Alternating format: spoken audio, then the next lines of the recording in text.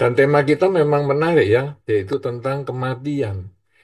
Disebut menarik karena sebetulnya semua orang pasti akan mengalami kematian, bahkan semua makhluk. Kemudian juga kita sudah melihat kematian, mungkin kematian dari keluarga kita, kematian teman kita, kematian binatang kesayangan kita.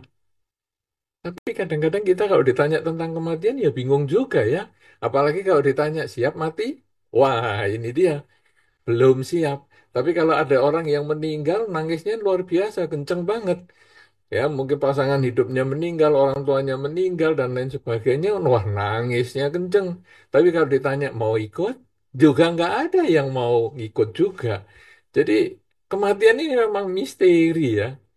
Dan kalau tadi dikatakan oleh Pak Po, ada kutipan dari Sang Buddha, yaitu Jiwitang Aniatang, Maranang Niatang. Jadi hidup ini tidak pasti, kematian itu pasti. Pada kalimat yang kedua itu diulang dua kali. Jadi jiwitang aniatang, maranang niatang, maranang niatang. Diulang dua kali. Nah, kenapa demikian? Karena hidup ini tidak pasti. Saat ini kita hidup. Tapi sampai kapan kita hidup, kita tidak pernah tahu. Mungkin nanti malam kita masih hidup, mungkin juga tidak hidup. Mungkin besok kita masih hidup, mungkin juga tidak hidup. Mungkin mesti setahun lagi, 2 tahun lagi, tetapi yang jelas hidup tidak pasti. Kematian itu yang pasti. Nah, saudara-saudara, kemudian kalau kematian itu pasti, kadang-kadang kita juga takut malah tapi dengan kematian. Aku itu ya mau mati ya, tapi gimana ya? Apa persiapannya ya?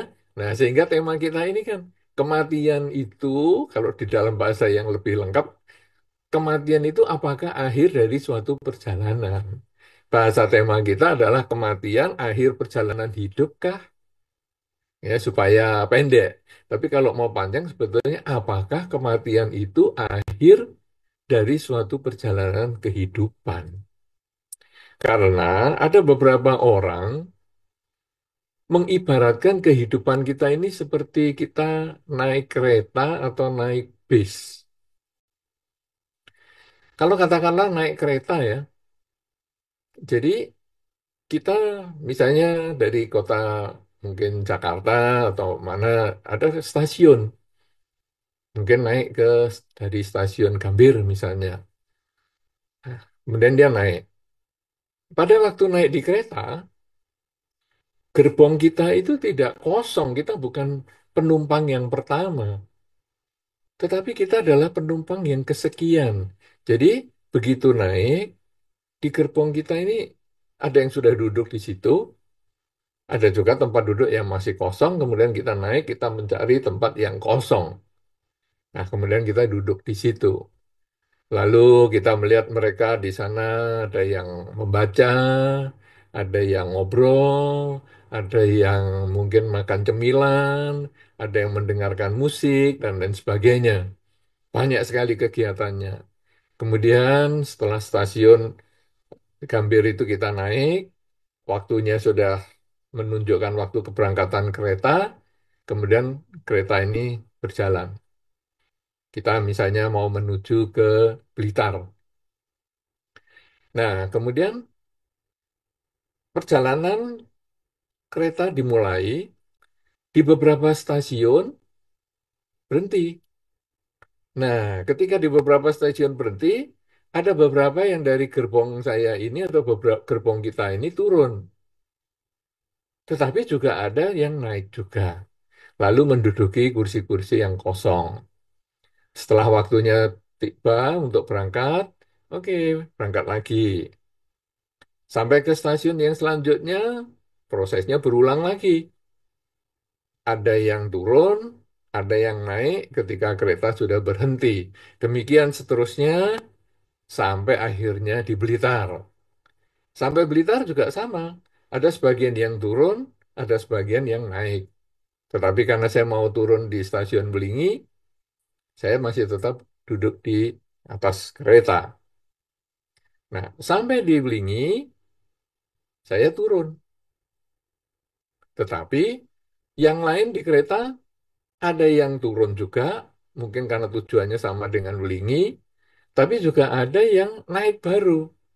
Dan kemudian kereta ini melanjut perjalanannya ke kota-kota yang selanjutnya. Nah, saudara-saudara, ini adalah kisah perjalanan. Perjalanan saya dari Jakarta, stasiun Gambir, sampai ke stasiun Wlingi. Saya naik dari Gambir dan turun di Wlingi. Tapi keretanya ini jalan terus. Demikian pula di dalam kehidupan kita. Kalau saya naik dari stasiun Gambir, itu diibaratkan saya ini terlahir di satu titik tertentu, di kota tertentu, di masa tertentu. Ketika saya lahir, tadi ketika saya naik kereta, sudah ada orang yang duduk di situ. Ketika saya lahir, sudah ada orang-orang yang terlahir lebih duluan. Yaitu jelas orang tua saya, kakak saya, tetangga, guru, dan lain sebagainya. Kemudian dalam proses perjalanan, saya berangkat dari stasiun Gambir. Lalu ada yang naik baru di stasiun berikutnya. Nah, ini adalah orang-orang yang lahir setelah kelahiran saya. Ya, naik mereka semua sepertinya Pak Po, Pak Yani ini termasuk orang yang lahir setelah kelahiran saya. Ya, nah ini naik mereka di kereta yang sama. Tetapi jangan lupa, di kereta yang tadi duduk berbarengan dengan saya atau yang lebih awal itu juga ada yang turun. Itu mungkin ayah saya, mungkin ada beberapa guru-guru saya yang sudah meninggal lebih awal dan sebagainya. Kemudian kita jalan terus. Nah, dalam proses perjalanan ya tadi ada yang lahir, kemudian ada yang meninggal. Setiap stasiun itu adalah proses kelahiran dan ada yang meninggal. Nah, sampai di Wulingi saya turun. Itu kalau kereta. Sekarang perjalanan kehidupan saya belum sampai Wulingi. Sehingga saya masih hidup. Sehingga kalau tadi ditanya oleh Pak Po, bagaimana ya? Kok bisa apa itu cerah lah, apalah. Ya karena saya masih hidup. Saya masih berada di atas kereta. Nanti kalau sudah saya turun dari kereta, alias kematian itu sudah datang, ya sudah nggak ada cerah-cerahnya lagi. Mukanya sudah pucat lah, sudah siap dikremasi lah, sudah tinggal jadi debu lah. Karena saya sudah turun. Ya, jadi itu akan terjadi itu pasti. Jibing marak nang niatan. Kematian pasti datang. Sampai kapan? Saya tidak tahu. Umur saya sekarang sudah 60 lebih. Tapi sampai kapan? Apakah 60 tahun lagi? Ya tidak mungkin lah. Tetapi itu pasti datang. Apakah 10 tahun lagi, 20 tahun lagi? Saya tidak pernah tahu itu. Nah, tapi satu ketika saya pasti harus turun dari kereta ini. Kereta kehidupan. Nah, karena itu tema kita adalah kematian ini apakah akhir dari perjalanan hidup. Jadi setelah saya turun dari kereta, apakah saya berhenti di stasiun itu? Ataukah saya akan melanjutkan perjalanan ke Balirejo misalnya? Jadi saya naik ke angkutan umum, atau saya naik kendaraan-kendaraan dijemput misalnya, kemudian saya lanjut ke Balirejo. Berarti setelah turun dari kereta, sama dengan penumpang-penumpang yang lain, dia tidak tinggal di stasiun. Tapi dia menjadikan stasiun itu sebagai sarana transisi untuk dia kemudian pergi ke tempat yang lain. Demikian pula kehidupan kita ini. Ketika kematian datang, ada yang menjadi akhir dari perjalanan karena sudah nyampe tempat, tetapi ada yang harus melanjutkan perjalanan-perjalanannya ke tempat lain. Misalnya kalau saya tadi ya dari stasiun Belingi menuju ke Balirejo, ya harus naik kendaraan umum dulu. Naik kendaraan yang berbeda. Ketika saya belum mencapai tujuan ataupun pencerahan, maka saya masih membutuhkan perjalanan hidup lagi, menyambung kehidupan ini untuk melatih kesadaran, mengembangkan praktek Dharma agar nanti sampai di tujuan akhir. Tapi bagi mereka yang sudah menyelesaikan tujuannya, maka perhentian di stasiun itu menjadi perhentian yang terakhir. Sekarang, saudara-saudara, kalau berbicara tentang kematian, di dalam Dhamma mengibaratkan kematian itu dengan pelita. Ada yang pelita itu kalau dihidupkan, lampu pelita dihidupkan, lampu minyak, kalau dihidupkan atau Anda yang punya di altar, biasanya beberapa orang yang secara tradisional masih memiliki lampu minyak di altar. Ya, saya katakan secara tradisional karena sekarang sebetulnya secara modern agak berbahaya. Resiko kebakarannya cukup tinggi sehingga lampunya biasanya diganti elektrik semua. Bahkan lilinnya pun sekarang lilin elektrik. Sudah bukan lilin asli lagi supaya kalau jatuh atau kelupaan dimatikan tidak membahayakan rumah. Nah, sekarang bagi yang mereka masih tradisional dengan menggunakan lampu pelita, ada lampu minyaknya, maka tentu Anda perhatikan baik-baik. Lampu minyak itu kalau kita hidupkan, pagi kita akan melihat lampu itu ada yang mati. Biasanya matinya kenapa? Ada yang mati karena sumbunya sudah habis, karena biasanya lampu pelita itu pakai sumbu yang mengambang, dan sumbunya pendek, dia habis. Nah, kita ganti sumbu baru, hidupkan lagi karena minyaknya masih banyak. Ada juga yang ketika pagi kita lihat, loh minyaknya sudah habis, sumbunya masih ada, tapi minyaknya habis karena kemarin saya nggak ngisi, jadi minyaknya hanya sedikit atau saya ngirit. Lampu minyak itu bentuknya kan seperti piala begitu atau gelas kadang-kadang, saya isi air. Nah, sehingga minyaknya itu hanya 1 senti di atas air, habis kemarin nggak saya isi, tapi sumbunya masih. Ada juga saya lihat pagi hari, minyaknya juga habis, sumbunya juga habis. Jadi pas mati. Tapi satu ketika saya juga melihat lampu minyak ini mati. Padahal sumbunya masih besar, masih panjang, minyaknya juga masih banyak. Nah ini mati kenapa ini? Waduh jendela lupa saya tutup. Jadi anginnya kenceng, matilah lampu minyak itu.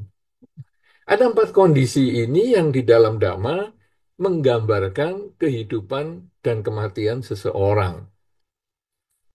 Kalau ada lampu minyak yang mati karena sumbunya habis, itu dikatakan bahwa dia mati karena umurnya fisik sudah selesai.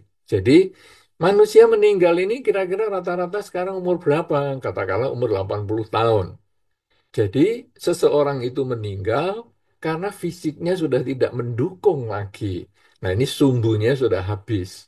Tetapi minyaknya masih banyak. Potensi untuk terlahir kembali sebagai manusia itu masih besar. Nah, sehingga walaupun dia mati sebagai manusia ini, nanti bisa lahir lagi menjadi manusia lagi. Misalnya jadi cucunya. Sehingga kadang-kadang kita bertemu dengan cucunya itu, kita mengatakan, wataknya kok kayak kakeknya dulu ya. Sukanya mirip dia, cara batuknya mirip sama kakeknya dulu.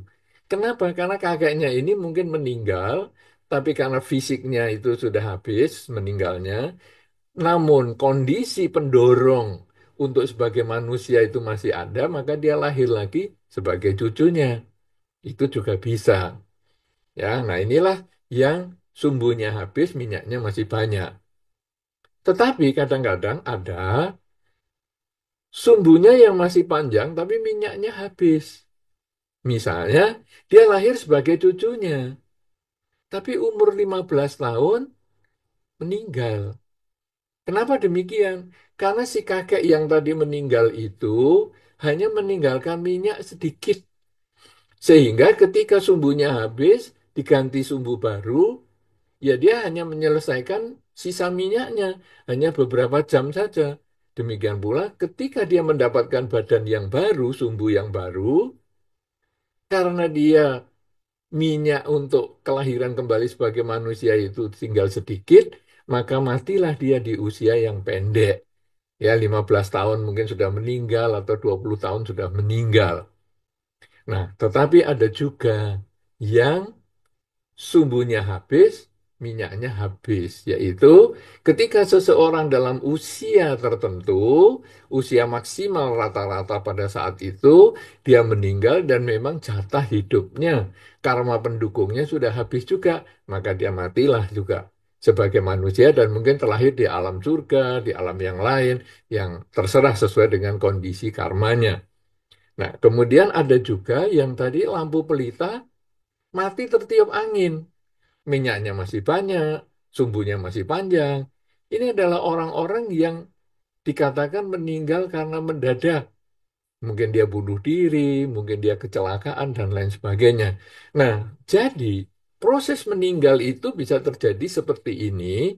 Dan kalau orang itu masih memiliki keinginan-keinginan yang cukup besar, belum mampu mengendalikan keinginan, maka kematian dia sebagai manusia atau sebagai makhluk masih akan dilanjutkan untuk terlahir sebagai makhluk yang lain.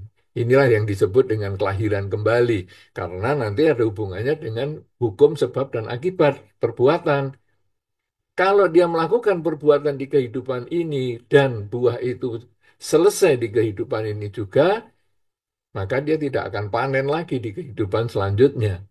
Tetapi kalau buah yang dia lakukan di kehidupan ini masih belum selesai, maka dia akan melanjut di kehidupan-kehidupan yang berikutnya. Itu artinya setelah sampai di satu stasiun dia harus turun, dia harus berganti kendaraan.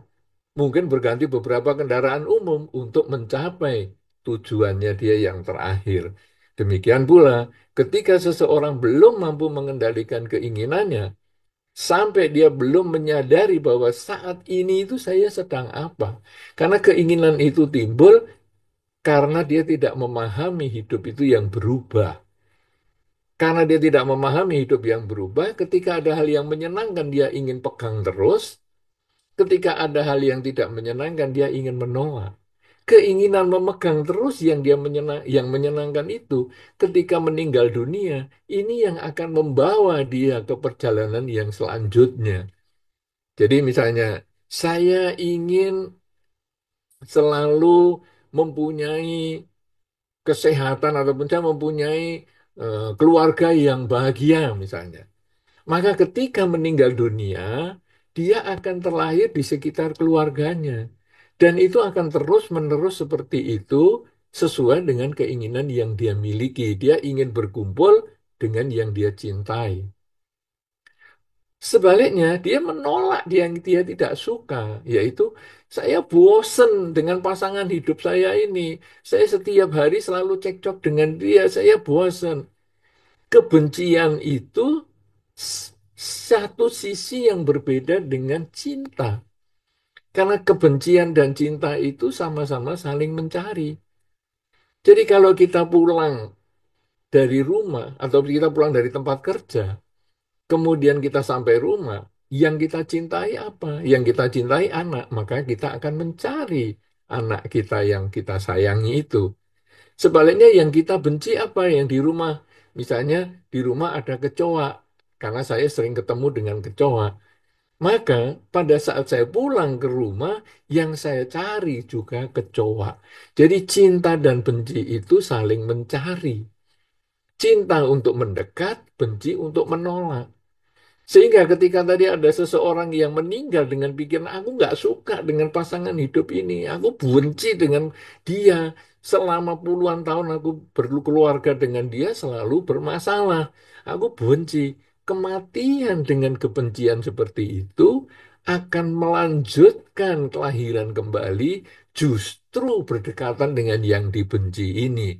Sehingga akhirnya sejak lahir, misalnya dia lahir sebagai kakak dan adik, kalau di kehidupan ini dia hanya pasangan hidup, kehidupan yang selanjutnya mungkin dia kakak dan adik. Dan kakak yang dan adik ini suka bercekcokan, suka bermasalah. Sehingga tidak tidak heran kalau satu ketika kita membaca di berita, di salah satu kota baru-baru ini ada adik yang membacok kakaknya sampai meninggal karena warisan dan lain sebagainya. Nah, kenapa demikian? Karena dia sudah bermusuhan dari kehidupan yang sebelumnya. Sebaliknya, ketika tadi karena berdekatan dan ingin selalu berkumpul dengan keluarga misalnya, maka dia akan lahir lagi menjadi satu keluarga yang baru, anggota keluarga yang baru, dan hubungannya dekat, selalu membahagiakan, menimbulkan kegembiraan setiap kali berkumpul, dan lain sebagainya. Nah, inilah mereka-mereka yang masih belum bisa menghentikan kelahiran kembali, sehingga kalau kematian itu akhir perjalanan hidup, dia masih akan berlanjut. Tetapi bagi orang-orang yang mengembangkan kesadaran setiap saat, menyadari bahwa hidup ini adalah perubahan, bahwa hidup adalah saat ini, yang tadi itu hanya pelajaran untuk saya perbaiki di masa sekarang, yang akan datang itu adalah tujuan, tetapi juga harus saya mulai dengan saat ini, karena saat inilah yang nyata, bukan yang tadi karena kenangan, bukan nanti yang impian, tapi sekarang ini adalah yang nyata. Maka kita kemudian mengembangkan kesadaran setiap saat. Saat ini saya sedang apa? Sedang duduk. Saat ini saya sedang apa? Berjalan. Saat ini saya sedang apa? Berbaring. Saat ini saya sedang apa? Berbicara. Saat ini saya sedang apa? Mendengar. Kemudian saat ini saya sedang apa? Merasakan senang, merasakan tidak senang, dan seterusnya. Sehingga pada saat kematian itu nanti datang, orang ini kemudian lalu menyadari saat ini saya sedang apa? Saat ini saya sedang dalam kondisi berbaring dan akan mengakhiri kehidupan ini, akan mengakhiri perjalanan kehidupan ini. Saya akan berpisah dengan yang saya cintai. Saya juga akan meninggalkan mereka-mereka yang tidak saya sukai. Jadi cinta dan benci akhirnya kita menyadari semua itu hanya karena permainan pikiran. Cinta adalah karena keinginan saya tercapai dengan dia, sebaliknya kebencian adalah karena keinginan saya yang tidak tercapai. Kalau demikian, semua itu hanya karena keinginan. Maka saya kendalikan keinginan saya sadari saat ini saya sedang apa, saya mulai menenangkan pikiran saya, mengamati saat ini napas saya sedang masuk, napas saya sedang keluar. Napas saya masuk, napas saya keluar. Dan pada satu saat nanti ketika nafas saya keluar, tidak masuk lagi. Saya sudah siap menghadapi kenyataan itu. Dan kalau kenyataan itu kita bisa hadapi dengan tenang, maka akhir kehidupan itu, akhir perjalanan kehidupan itu menjadi akhir kelahiran kembali. Kalau sudah demikian, maka orang itu turun dari kereta dan rumahnya ada di depan stasiun. Jadi dia sudah tidak perlu kemana-mana lagi, dia sudah sampai di akhir kehidupannya, di akhir perjalanan hidupnya. Oleh karena itu, saudara-saudara, kalau tema kita ini, apakah kematian itu menjadi akhir dari perjalanan kehidupan? Bagi orang-orang yang belum menyadari kehidupan ini tidak selalu berubah dan tidak bisa dipertahankan, maka kematian akan dilanjutkan dengan kelahiran kembali karena dia masih belum bisa menerima kenyataan harus berpisah dengan yang dicinta dan juga harus bertemu dengan yang dibenci. Tapi bagi mereka-mereka yang sudah menyadari hidup itu selalu berubah, sehingga dia hanya memegang saat ini saja, karena masa lalu hanya pelajaran, masa depan adalah impian yang kita harus mulai perbaiki pada saat ini, maka kalau kematian di kehidupan ini menjadi kematian yang terakhir. Tidak ada kelahiran kembali karena dia sudah menerima kehidupan ini sebagaimana adanya, bahwa hidup itu berubah. Kalau sudah demikian, maka orang ini di dalam Dhamma dikatakan mereka telah mencapai pencerahan. Mereka telah mencapai kesucian sehingga kehidupan ini menjadi kehidupan yang terakhir, tidak lagi ada kelahiran kembali. Inilah yang perlu saya sampaikan, dalam pengantar perjumpaan kita dalam tema kematian akhir perjalanan hidupkah? Semoga dengan pengantar yang singkat dan sederhana ini dapat membawa kita ke dalam diskusi yang menarik untuk menambah wawasan kita, sehingga kita mempersiapkan diri dengan baik ketika kematian akan datang. Karena sesungguhnya hidup tidak pasti, kematian itu yang pasti. Siwitanga niata, maranang niata, maranang niata.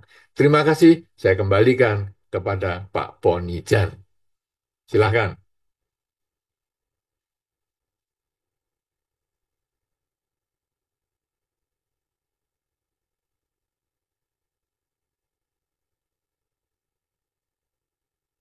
Berikut makhluk yang tidak terlihat maksudnya ya. Suara bisa terdengar jelas ya? Bisa dengar ya Bante suaranya? Belum dengar, tadi di awal tidak ada kedengaran sama sekali. Oh ya, sekarang sudah dengar Bante ya? Baru sekarang ya. Oke, saya bilang Bante di studio Cetia Padma Sambawa ini ada 2.000 orang termasuk makhluk yang tidak kelihatan. Baik, saudara, tadi Bante memberikan 2 perumpamaan.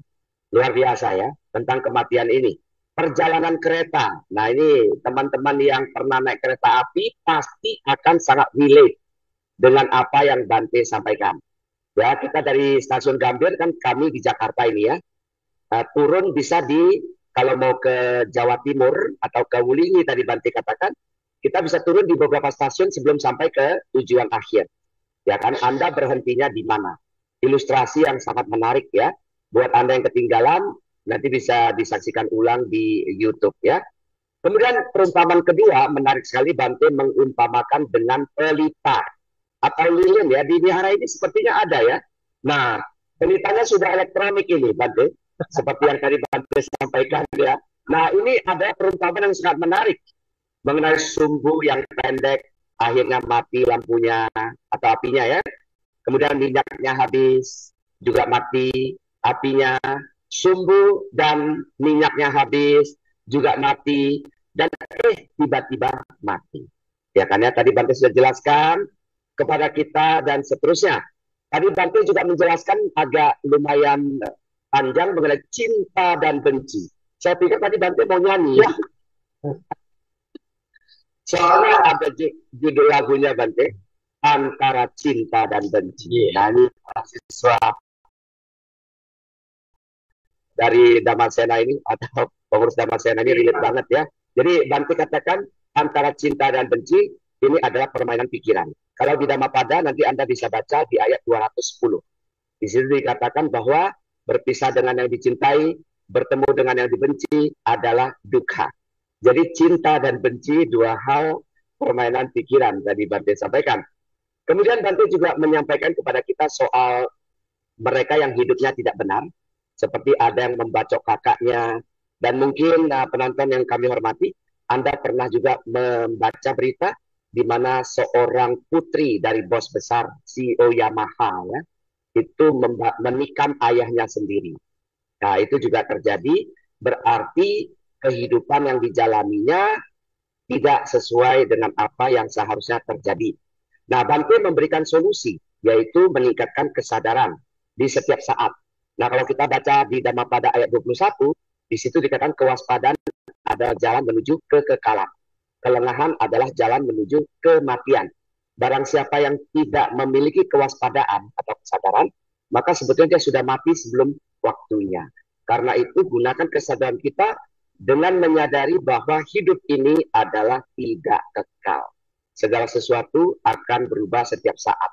Dengan begini, maka kita akan selalu berbuat banyak kebaikan karena kita tidak tahu kapan kematian itu akan datang. Kapan lilin kita habis, apakah sumbunya, apakah minyaknya, apakah keduanya, atau tiba-tiba. Begitu ya. Nah, itu kira-kira yang disampaikan oleh Yang Mulia Utama Mahatera. Dua ilustrasi, jarang-jarang loh Bante memberikan ilustrasi yang ganda begini. Biasanya ilustrasinya satu mendalam, tapi ini dua ilustrasi yang mendalam juga, tapi beruntung kita ya. Kepada penonton yang ada di YouTube dan di Zoom, kami mulai menerima pertanyaan Anda, boleh diketikkan di kedua media yang kami sediakan, yaitu di YouTube dan di Zoom. Dan bagi yang ada di Zoom, kami silakan juga untuk raise hand. Nanti panitia akan memberikan kesempatan Anda untuk bertanya ya kepada kita. Oke, saya akan memulainya dulu sambil menunggu pertanyaan Anda. Ada dua pertanyaan yang juga sudah ada di tangan saya. Ini pertanyaan sangat bagus ya buat kita semua. Dan izin mengajukan pertanyaan pertama, Bantu. Ya, saya Biluan. Jika seseorang merasa hidupnya hampa dan tidak mempunyai tujuan hidup lagi, lalu ingin bunuh diri, apakah dengan bunuh diri ini akan mengakhiri kehidupan ini dan penderitaan yang dia rasakan? Apakah sesudah meninggal, dia akan mengalami penderitaan yang sama? Wah, ini nanti bagaimana jawaban untuk menghibur agar orang ini tidak jadi bunuh diri? Silakan nanti. Baik, jadi ceritanya ini kan ada orang yang hidupnya hampa, tidak punya tujuan hidup, sehingga akhirnya bunuh diri. Memang orang bunuh diri itu karena tidak punya tujuan hidup. Jadi, untuk mengatasinya sebetulnya dia harus merumuskan dulu tujuan hidup. Itu sama dengan kalau kita keluar dari rumah ya. Keluar dari rumah, kemudian katakanlah naik kendaraan apa saja atau jalan kaki juga boleh. Kemudian kita nggak punya tujuan, kita hanya males saja di rumah. Jadi saya pokoknya keluar rumah lah, jalan-jalan kayak mana. Itu betul-betul perjalanan yang membosankan. Karena kita tidak punya tujuan hidup, tidak punya tujuan kemana saya keluar rumah ini, maunya kemana. Tetapi kalau saya punya tujuan, misalnya saya dari Jakarta mau ke Balirejo misalnya, walaupun saya jalan kaki, walaupun saya naik sepeda motor, walaupun saya naik mobil, naik pesawat yang sangat-sangat prosedurnya mungkin ruwet sekali, saya tetap akan jalani. Kenapa? Karena saya ada tujuan. Justru kalau saya tidak punya tujuan, timbullah kebosanan.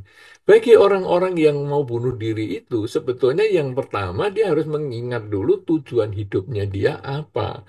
Ya saya nggak punya hidup, saya hampa. Nah ini justru dia harus bangkitkan dulu, rumuskan dulu. Misalnya, apakah tujuan saya? Oh ya, saya ada keluarga ini. Kalau gitu saya berusaha untuk membahagiakan keluarga. Misalnya, atau ada hal-hal yang lain. Banyak sekali tujuan hidup itu kita harus rumuskan. Tetapi sekarang kejadiannya adalah seperti di pertanyaan, yaitu apakah bunuh diri ini dapat mengakhiri kehidupan? Oh iya, kalau bunuh diri memang mengakhiri kehidupan kalau berhasil ya. Jadi karena kan ada berhasil, ada yang tidak berhasil. Bunuh diri yang berhasil gimana? Ya misalnya ada kereta jalan, kemudian menabrakkan diri ke kereta, mati. Ah, itu bunuh diri yang berhasil. Jadi temanya tadi apa pertanyaan? Apakah itu mengakhiri kehidupan? Iya, karena Ya, berhasil. iya. Tapi kalau menabrakkan kereta yang kena cuman kakinya, itu tidak berhasil bunuh dirinya. Itu hanya menyiksa diri karena kakinya akhirnya diamputasi. Ya, jadi sekarang kalau seandainya benar-benar terjadi meninggal, apakah itu menjadi akhir kehidupan seperti tema kita? Tidak. Karena tadi saya sudah sampaikan, kalau menjadi akhir kehidupan ini, kita di stasiun yang terakhir, kita turun dan kita sudah tidak melakukan perjalanan lagi, itu kalau kita menyadari hidup adalah saat ini, sehingga ketamaan dan kebencian kita sadari itu hanya permainan pikiran. Cobalah renungkan di dalam hidup kita ini. Misalnya saja, Anda suka barang tertentu, mungkin HP lah. HP dengan merek tertentu Anda suka. Kenapa Anda suka merek tertentu itu? Karena merek itu memenuhi keinginan Anda. Maka saya suka. Kemudian kita bandingkan, gimana? Kamu kok nggak ganti yang itu aja? Merek yang itu kan bagus juga. Iya, merek itu bagus. Cuman saya tidak terpenuhi keinginan saya. Jadi suka dan tidak suka itu modalnya adalah keinginan kita. Dia bukan objektif. Suka dan tidak suka itu bukan kasus objektif. Suka dan suka itu kasus subjektif, yaitu sangat terpengaruh dengan diri saya, sangat terpengaruh dengan keinginan saya. Demikian pula cinta itu juga terpengaruh dengan keinginan saya dan yang tidak saya senangi. Misalnya, kalau Anda punya anak lebih dari satu orang, katakanlah dua orang, kemudian Anda bertanya, saya cinta yang mana ya di antara dua anak ini? Kalau tadi Pak Yani Dharma sudah mengadakan survei, pertemuan kita ini dikangeni oleh berapa orang ataupun siapa yang dikangeni di antara kita bertiga ini, ya 85% ternyata ngangeni Pak Dharma, ya kemudian 10% Pak Po dan 5% saya, misalnya. Nah, itu adalah survei. Nah, sekarang kita juga bisa survei dari anak yang punya anak lebih dari dua, lebih dari satu. Kita tanya, siapakah anak yang paling Anda cintai? Survei membuktikan bahwa jawabannya adalah anak yang saya cintai itu adalah anak yang paling nakal, paling menjengkelkan, paling tidak nurut. Saya suruh ke utara, mesti ke selatan. Itu anak yang paling saya cintai. Survei membuktikan bahwa itu yang paling sedikit jawabnya. Oh, oh, oh, oh. Tuh kan? Yang paling Iya, banyak adalah anak yang yang paling nurut. nurut, anak yang paling baik. Disuruh ke utara ya ke utara, ke timur ya ke timur. Itulah yang saya cintai. Berarti bukan anaknya yang Anda cintai. Yang Anda cintai adalah diri kita sendiri, Kalau dia yaitu nurut sama kita. anak itu pemuas keinginan kita. Kalau saya keinginannya terpuaskan karena dia nurut, maka saya cinta dia. Kalau si anak yang lainnya itu karena keinginan saya tidak terpuaskan, maka saya tidak cinta dia. Dan itu bukan hanya ke HP saja, bukan hanya anak saja.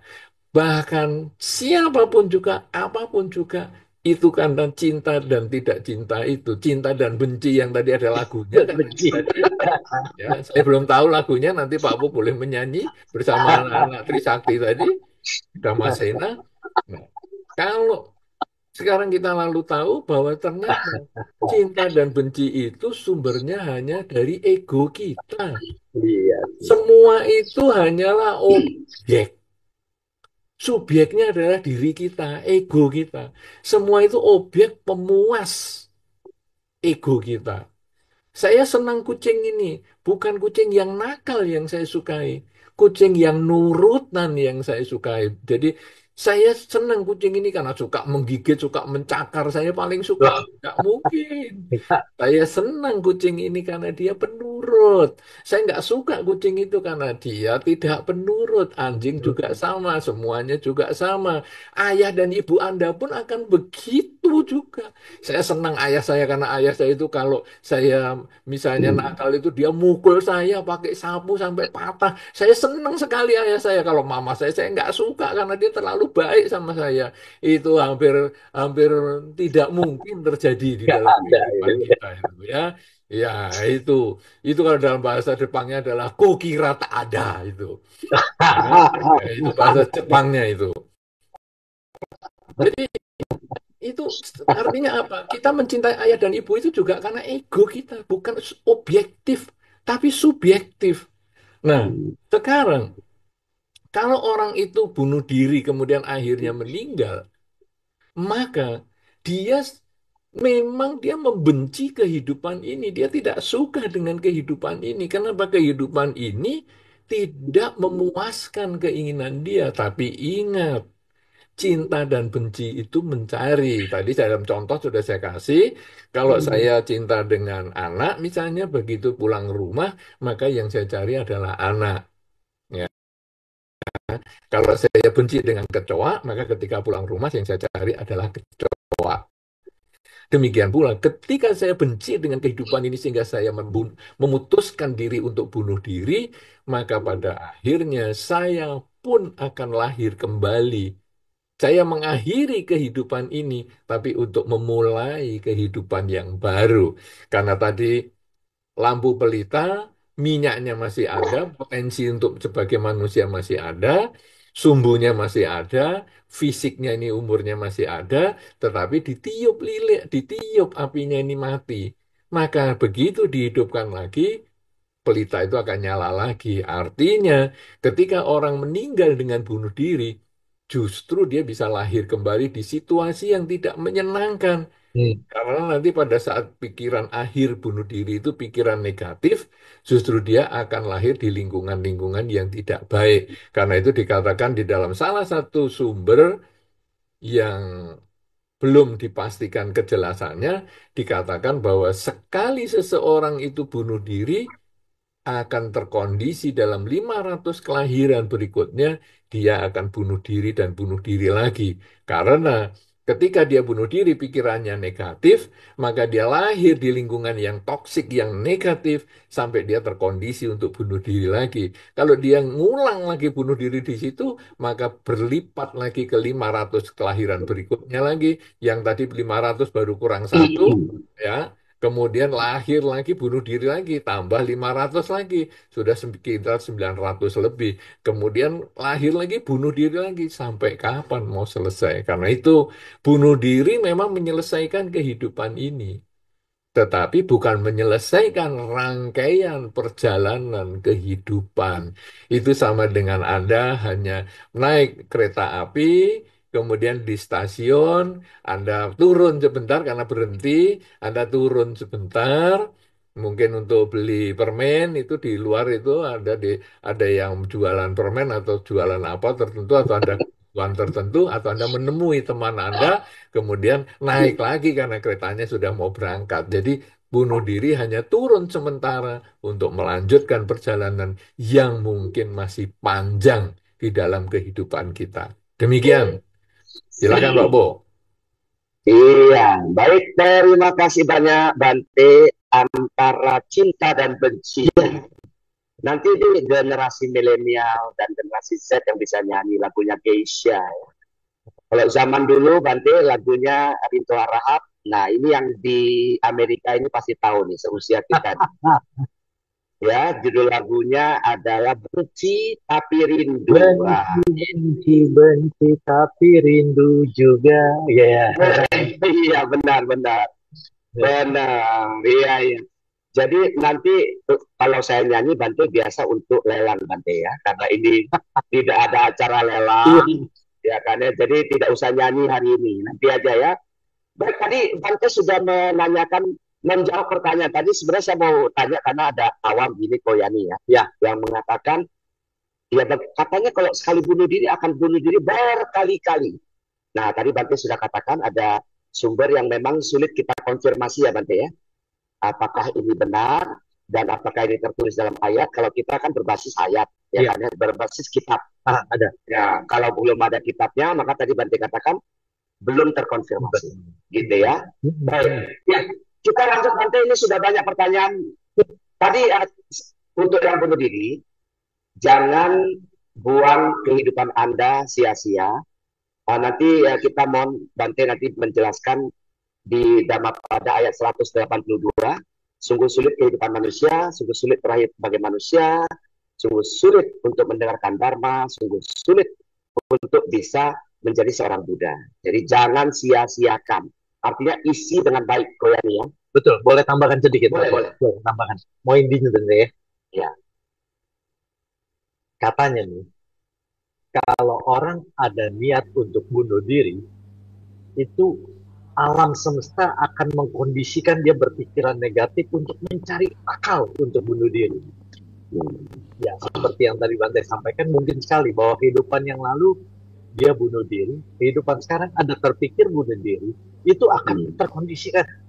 Ada aja yang membuat dia kepingin bunuh diri. Oleh karena itu yang tadi Pak Po sampaikan benar sekali bahwa jauhkanlah pikiran seperti itu. Kita berbuat yang baik, kita kurangi aja dari 500 mungkin sudah 499 dan sebagainya terus. Begitu kira-kira Pak, tambahan. Luar Luar biasa. biasa. Bante, Bante, agar agar menguatkan tadi menguatkan tadi penonton kita penonton ya yang kita ya bunuh yang diri bunuh ini, diri memang ini, terus memang terang terus terang jujur, jujur, saya juga saya banyak juga banyak menerima menerima DM-DM kayak DM kayak gini. gini. Ya, Ya betul. Bante, Bante, supaya kita supaya kita menjelaskan menjelaskan Dhamma pada Dhamma pada 182 Koyani 182 ya, Koyani ya, sungguh sulit sungguh terakhir sulit sebagai terakhir sebagai manusia, manusia, baris baris keduanya keduanya sungguh sulit sungguh sulit kehidupan kehidupan manusia, manusia, yang yang ketiga ketiga sungguh sulit sungguh sulit mendengarkan mendengarkan Dharma, Dharma, baris yang baris yang keempat sungguh keempat sulit sungguh sulit menjadi seorang menjadi Buddha. seorang Buddha. Nah, Bante Iya. mungkin Bante bisa mungkin bisa menjelaskan ini menjelaskan ini agar agar menguatkan menguatkan penonton kita penonton di kita seluruh di seluruh dunia dunia agar agar menghargai menghargai kehidupannya. kehidupan. Silakan Bante. Silakan. Ya, begini ya. Jadi ada yang bunuh diri. Ini supaya kasusnya saya tarik agak panjang dan lebar sedikit. Ya. Jadi ada yang kita mau bunuh diri. Seperti tadi saya sepakat dengan Pak Yani ya, yang sampaikan bahwa ketika muncul setitik keinginan untuk bunuh diri, sebaiknya segera kita sadari dan tidak diulang pikiran itu agar tidak menjadi perbuatan. Karena ada kemungkinan titik itu muncul karena di kehidupan yang sebelumnya kita sudah melakukannya. Dan kalau ini kita sudah kelahiran yang ke-500 bunuh diri terus, berarti kita sudah habis sejarahnya ya di kehidupan ini. Kalau kita tahan, tapi kita kemudian melakukan lagi. Nah, jadi kita sudah maunya habis, nambah lagi 500 lagi kan nggak Iya. habis-habis.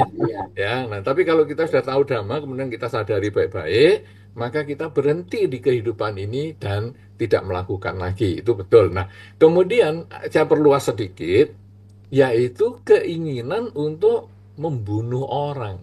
Loh, maksudnya apa ini membunuh orang? Itu kelihatannya simpel ya. Enggak Iya, mungkin iya. lah saya enggak mungkin membunuh orang. Lihat dulu nenek dan kakek Anda yang sudah tua, ayah dan ibu Anda yang mungkin sudah sakit-sakitan. Muncul nanti satu ketika keinginan atau anak juga yang sudah sakit-sakitan atau pasangan hidup yang sudah sakit-sakitan belasan tahun, stroke dan sebagainya. Bante, tolong Bante didoain Nah, biar itu ini relate dengan mama pertanyaan saya kita, Pak jalannya Bro. lancar. Mm-mm. Itu niat pembunuhan loh. Jangan Iya. bangga. Dan Anda yang dibantu doa kemudian mengatakan, wah orang ini setelah saya doain 3 kali langsung berangkat. Saya dicintai Giam Loong. Salah. Kita tidak boleh melakukan itu karena itu Iya, adalah iya. pikiran negatif. Karena saya membacakan doa untuk membunuh orang. Mengharapkan kematian. Di dalam Dhamma dikatakan jangan karena marah dan benci mengharap orang lain celaka. Kematian itu adalah bentuk celaka. Kenapa? Karena kematian itu juga ada orang di dalam sumber Dhamma dikatakan kematian itu juga sering dikatakan sebagai mara. Mara itu kalau dewa Mara adalah yang mengganggu sang pangeran Siddhartha mencapai kebudaan. Ya, tetapi Mara dalam arti simbolis itu sering diartikan usia tua, sakit dan mati itu juga Mara. Kenapa? Karena Mara ini berarti mengganggu proses seseorang untuk mencapai pencerahan. Jadi karena tua, sakit dan mati, orang itu menjadi sulit untuk mencapai pencerahan, maka itulah dia dikatakan Mara. Nah, kalau sekarang karena orang tua kita yang sakit-sakitan, kemudian kita mengundang para biku atau para pandita, ya ini Romo Yani, Romo Ponija nih misalnya diundang untuk membaca parita sampai supaya orangnya meninggal, sebaiknya itu diluruskan cara berpikir itu. Iya. Kita mengatakan maaf ya, Iya, saya iya. membaca parita bukan untuk orang meninggal ya. Kalau sudah meninggal saya membacakan parita. Iya. Tapi kalau untuk orang meninggal, kalau baca parita salah, itu harus bawa golok itu baru bisa. Ya. Nah, jadi gimana ini?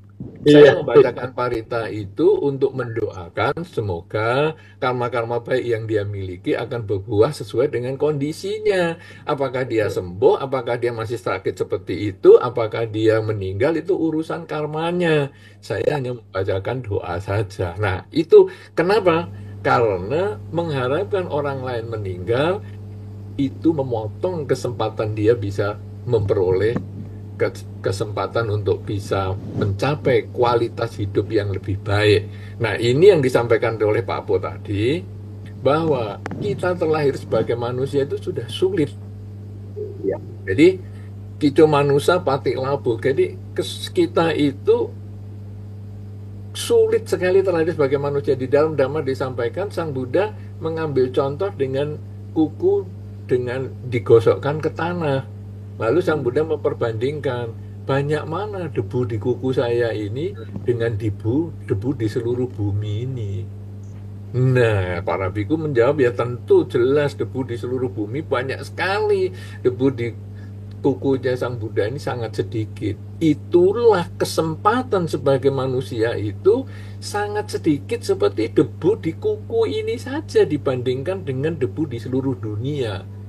Loh, kalau orang sekarang menjawab, tapi kan sekarang manusianya tambah banyak. Iya betul. Tetapi yang dibicarakan ini adalah dalam satu makhluk, kesempatan terlahir kembali sebagai manusia itu seperti debu di kuku dibandingkan debu di seluruh bumi. Jadi hanya makhluk satu aja. Misalnya saya ya satu ini saja. Kesempatan saya sebagai manusia ya baru sekali ini saja. Karena sangat sulit. Nah, kemudian hidup sebagai manusia ini juga sulit. Coba lihat. Sekarang misalnya kehidupan sebagai manusia. Itu kalau terlalu panas, ya Anda di Indonesia mungkin tidak begitu mengalami kondisi yang ekstrim ya. Manusia ini sangat rentan dengan cuaca. Jadi terlalu panas, dia nggak tahan. Bisa mati juga. Ada beberapa tempat yang suhunya mungkin sudah sampai 60 derajat dan sebagainya. Wow, itu sudah ngeri sekali untuk hidup. Nah, kemudian ada cuaca yang terlalu ekstrim rendah. Minus 10 misalnya. Wow, enggak gampang. Ada orang-orang yang senang, wah saya motor ke kutub utara, kutub selatan. Kan motor coba menetap di sana. Ya, saya mau pindah KTP ya. Saya mau nyoblos kepala daerahnya di kutub utara misalnya. Saya mau jadi penghuni sana. Wah, saya kira tak ada tuh di dalam bahasa Jepangnya. Kukira tak ada. Karena mau pindah sana berat sekali. Tapi kalau tuh hanya lihat-lihat, orang sana dianggap sebagai pemandangan kayak di kebun, melihat tukang kebun ya oke. Nah, kenapa? Karena kita terlahir sebagai manusia itu hidupnya saja sudah sulit, membutuhkan makan setiap waktu ya. Jadi waktu-waktu tertentu kita membutuhkan makan. Tadi terpengaruh oleh cuaca, terlalu panas, terlalu dingin tidak bisa. Kemudian membutuhkan oksigen. Ya, sekarang oksigen Anda hidup biasa-biasa aja ya di Indonesia yang oksigen masih gratis. Tapi coba Anda pergi ke Tibet, yang oksigennya ada bayar juga. Wah, sesek banget. Kemudian beli bantal oksigen itu. Waduh, baru lega, enak sekali. Anda kalau tidak pilek, Anda tidak tahu bahwa oksigen itu penting banget. Hidung itu penting banget. Tapi begitu buntu, wah, ternyata nggak bisa napas, ini berat. Nah, kita membutuhkan oksigen. Ya, sehingga begitu kita ditutup hidungnya saja bisa mati kita. Kemudian, ya kita membutuhkan makanan. Hidup sebagai manusia tidak mudah. Peperangan di dunia, perkelahian dan sebagainya itu gara-gara apa? Perebutan lahan makan. Banyak sekali itu gara-gara makanan. Sekarang PPN mau dinaikkan, apa yang jadi masalah? Karena nanti jatah makan itu menjadi lebih sedikit. Karena duitnya menjadi sedikit, kemampuannya untuk membeli menjadi lebih kecil. Akhirnya dia jatahnya makan menjadi sedikit. Ini menggoncangkan batin kita loh. Sekarang misalnya apa saja yang berhubungan dengan ekonomi itu akhirnya mempersulit kehidupan kita. Itu membuat batin kita menjadi tidak nyaman. Itulah hidup sebagai manusia tidak gampang. Tapi sekarang Anda sudah terlahir sebagai manusia. Anda sudah hidup nih sebagai manusia. Ya, sudah badannya sehat-sehat, berarti makan gampang, oksigen gampang. Ya, kemudian udaranya gampang. Jadi badan Anda sehat-sehat. Ya, Pak Apo saya lihat gagah perkasa. Pak Yani gagah perkasa. Teman-teman kita yang dibuka kameranya ini juga gagah-gagah perkasa. Berarti Anda hidup sebagai manusia dan Anda ya sudah bisa nyaman, terlahir sebagai manusia dan hidup sebagai manusia sudah oke. Kemudian sulit mendengar dhamma. Dua ini sudah, sekarang Anda semua sedang apa? Ini bukan hanya sekedar ngobrol minum kopi, kita mulai mendengarkan dhamma tentang kematian dan sebagainya. Berarti sekarang ini kita sudah punya 3 kelebihan, yaitu lahir sebagai manusia, hidup sebagai manusia, dan mendengar dhamma, yang kalau di dalam dhamma sebetulnya sulit semua ini, tapi bisa kita dapatkan. Dan akhirnya sulit untuk adanya kelahiran seorang Buddha. Nah, kita ini sudah 3 hal. Kemudian kelahiran Buddha itu di zaman kita masih ada ini loh, bukan di zaman yang akan datang. Jadi kita ini semua mengenal Buddha Dhamma dari Sang Buddha yang lahir 3.000-an tahun yang lalu, dan kita tahu itu masih bisa ditelusuri jejak sejarahnya.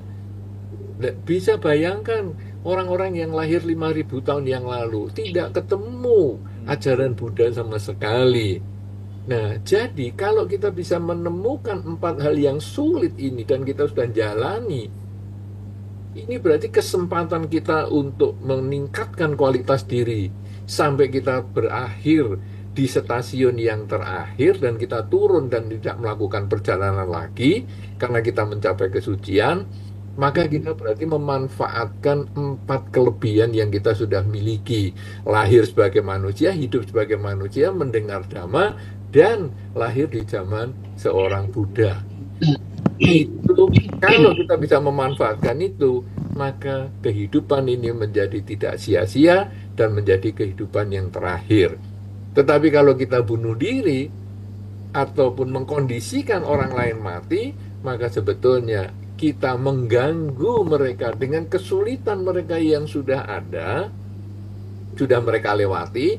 Mereka sudah lahir sebagai manusia, hidup sebagai manusia, mendengar dhamma dan di zaman ajaran Buddha, tapi kemudian dia bunuh diri, berarti menyia-nyiakan. Ya, kalau kita lahir lagi sebagai manusia lagi, di dalam rangkaian kelahiran kita mungkin hanya sekali ini kita lahir sebagai manusia.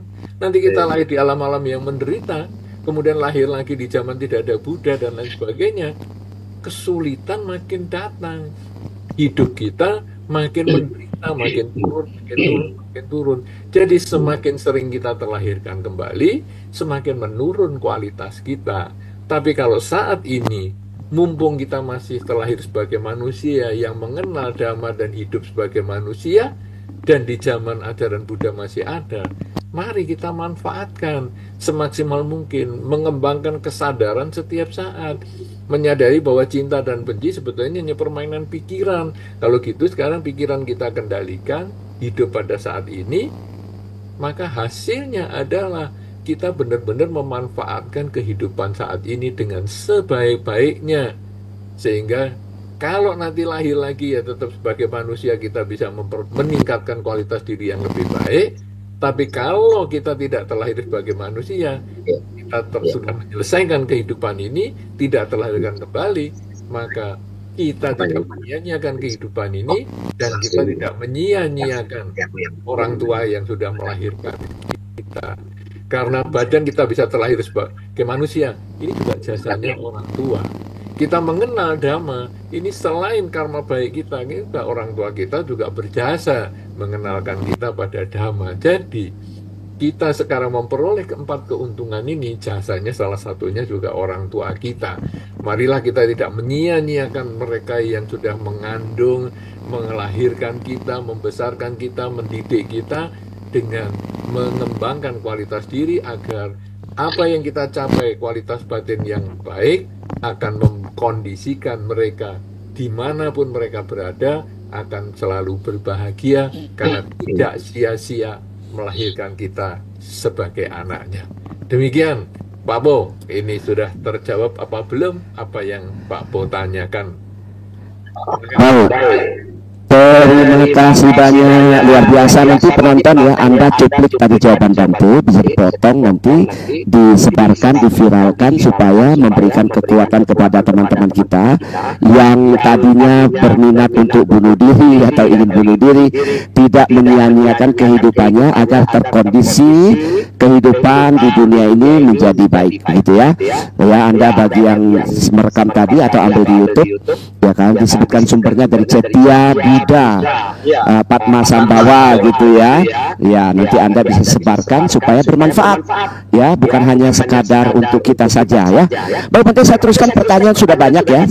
Ada satu pertanyaan yang relate dari kertas sebelum kita ke pertanyaan ke Zoom nanti ya, dan di YouTube Anda boleh mengirimkan pertanyaan Anda. Panitia akan menyeleksi pertanyaan Anda supaya bagus gitu ya untuk kami bacakan. Bante, ada pertanyaan kedua nih Bante. Saya Adriana. Pertanyaannya, ada pasien di ICU yang pakai alat bantu hidup seperti pernapasan dan lain-lain. Lalu dokter menyatakan bahwa tidak lagi ada harapan dan menyarankan untuk mencabut alat-alat bantu itu ya kepada anak-anak pasien. Begitu ya. Anak-anak setuju. Ya, apakah ini membuat karma buruk? Nah, itu tadi disampaikan ya. Kemudian lanjutannya Bante, jika kita berpesan kepada anak-anak, ini berarti orang tua, kalau terjadi sesuatu jangan dipakaikan alat-alat bantu, biarkan meninggal sewajarnya, walaupun mungkin masih bisa memperpanjang usia beberapa saat. Apakah ini termasuk bunuh diri? Nah, ini Bante, pertanyaan begini banyak Bante ya. Nah, silakan Bante. Iya. Iya, memang ada ini dilema yang cukup memusingkan ya. Jadi ada anggota keluarga kita yang kemudian sakit, membutuhkan alat bantu kehidupan, baik itu pernafasan dan lain sebagainya, yang pada saatnya mungkin sudah tidak tertolong dan harus dilepas. Saya sudah mengalami dan menemukan beberapa kondisi yang seperti ini, memang pada saat pelepasan itu betul-betul mengerikan. Suasananya sangat-sangat mencekram sekali. Ada yang orang tua melepaskan untuk anaknya karena anaknya sudah koma sekian lama, kemudian digunakan alat bantu sampai punggungnya ini sudah menghitam, sudah sedikit membusuk, sehingga harus dicabut. Dan itu ketika orang tuanya berpamitan untuk mencabut itu, saya melihat sendiri juga air mata anak itu bisa keluar juga. Sebetulnya kalau keluar air mata kan sepertinya juga masih ada kehidupan, tapi mungkin sudah sangat kecil sekali, tetapi itu ada. Kemudian ada juga istri yang melepaskan untuk suaminya juga, itu juga keluar air mata. Jadi pada waktu mereka melakukan kata-kata akhir pamitan ya. Jadi papa ini karena kondisinya sudah gini-gini, kami sangat luar biasa terpaksa untuk melepaskan karena ini sarannya dokter dan sebagainya, maka kami harus lepaskan. Wah, itu suasana yang sangat-sangat tidak nyaman untuk kita ikut di dalam suasana itu. Tetapi bagaimanapun juga ya saya harus berusaha menguatkan diri, tapi sebetulnya sangat-sangat mengerikan. Nah, ini bagaimana ya? Apakah ada karma buruknya? Biasanya begini, tahap yang pertama, kita menyarankan untuk kamu memberikan bantuan yang terbaik dulu kepada pasien, semaksimal mungkin. Jadi biasanya dokter mengatakan, seminggu disewa, itu sewa alat itu, seminggu. Kemudian nanti kalau seminggu nggak ada hasilnya gimana? Perpanjang lagi kalau bisa semaksimal mungkin. Sampai akhirnya dokternya mengatakan, sudahlah, ini memang harus sudah waktunya untuk dilepas. Tapi dokternya sendiri nggak mau ngelepas loh. Dia hanya mengatakan ya ini waktunya dilepas. Tapi ya yang lepas keluarga. Waduh, kan kadang kita, ya tolong dokter lah yang melepas. Oh enggak, dokternya silahkan keluarga. Nah, jadi keluarga nanti akhirnya sepakat. Apakah ini karma buruk? Kalau memang sudah punggungnya membusuk seperti yang tadi saya pernah ceritakan dan itu begitu dibalik begini, memang punggungnya sudah hitam dan sudah membusuk, tidak ada pilihan lain. Memang terpaksa ya harus dilepas. Apakah ini karma buruk? Karena tadi kan juga keluar air mata dan sebagainya. Ini sebetulnya bisa disebut karma buruk. Tetapi sekarang kita lihat ya, karma itu semakin terpaksa, dia semakin kecil. Jadi misalnya, kalau seseorang misalnya sebagai mungkin dokter, kemudian ada anak yang cacingan, periksa dokter ke sana, atau ibu membawa anaknya yang cacingan ke dokter. Kemudian dokter mengatakan, oh ini harus diobat cacing. Wah, ini obat cacing kan ya pembunuhan. Membunuh cacing. Membunuh toh. Ya, dokternya, apakah dokternya karma buruk? Apakah mamahnya ya karma buruk? Sebetulnya ada karma buruknya, tapi Iya. itu lebih kecil jauh dibandingkan lihat cacing di rumah kemudian dibunuh. Ya, kalau sekarang dia mengatakan, oh cacing di dalam perut anak saya jangan dibunuh dong. Ini karma buruk. Jadi gimana? Ya kita biarkan aja sampai anaknya kurus kering sampai mati ya biarkan aja. Ya Demi ini cacing. malah karma buruk karena menghilangkan kesempatan yang tadi itu ya bahwa lahir sebagai manusia sudah sulit, hidup sebagai manusia sudah sulit, mendengar dhamma dan mendengar zamannya Sang Buddha ada, itu kan sulit. Begitu dia membiarkan cacing itu tumbuh dengan bebas sampai anak itu umurnya pendek. Nah, ini sebetulnya dia malah justru menghilangkan kesempatan anak ini untuk meningkatkan kualitas diri. Nah, tapi sekarang obat cacing ini pembunuhan. Betul, obat cacing pembunuhan. Tapi karena terpaksa, tidak ada pilihan lain. Ya bagaimana lagi? Karmanya kecil karena terpaksa. Karma buruknya ada, tapi kecil. Nah, jadi sekarang ini karena pasien ini sudah membutuhkan alat bantu hidup, dia juga sudah busuk tubuhnya, walaupun mungkin masih ada kehidupan, tapi terpaksa dicabut. Karena kalau tidak membusuknya pasti seluruh punggung dan akhirnya semuanya sampai nanti keluar belatungnya dan lain sebagainya. Wah, itu jadi tambah tak karu-karuan dan akhirnya ya sudah dilepaskan. Karma buruk tetapi tidak seburuk kalau masih hidup dibacok sampai mati.